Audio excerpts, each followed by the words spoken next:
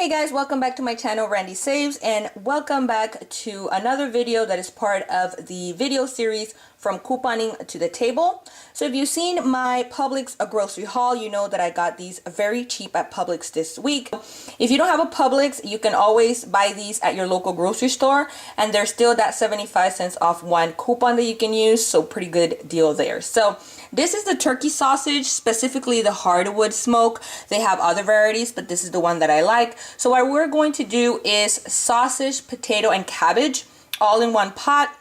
Super easy. As I've mentioned before, I do not like to cook, and I always look for recipes that are super easy. So this is extremely easy, especially for someone like me. So all you need is this sausage, and you need half a head of cabbage. You need onions if you would like to add, and obviously potatoes. So the amount of potato depends on how many potatoes you want.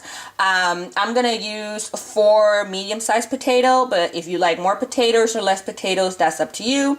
And I'm not gonna add a lot of onions. I think the recipe calls for half a cup, but I don't like a lot of onions, so that's why I'm not gonna put a lot of onions.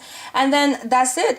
You just go ahead and put the sausage, the onion, and the potato in the pan. You let it cook through. You wait till the potato cooks half through before you go ahead and add the cabbage, and then you need a cup of chicken broth or any kind of broth. And you know, you cook it until most of the liquid evaporates and the cabbage is soft. So that's basically it. It's pretty easy. I'm not sure if you guys know about this recipe. I recently found this recipe and I absolutely love it. So let's go ahead and get started. So here is the onion, sausage, and potato, and I'm gonna put these 3 in the pan, and then I am going to season them with a little bit of salt and of course some adobo.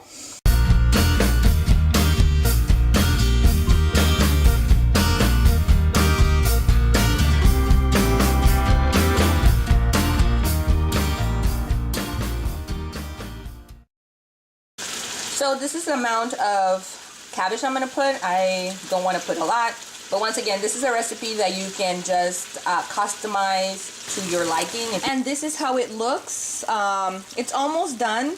I'm just waiting for a little bit of the liquid to just evaporate a little bit, but this is basically it. It's super easy and it's done in less than 30 minutes.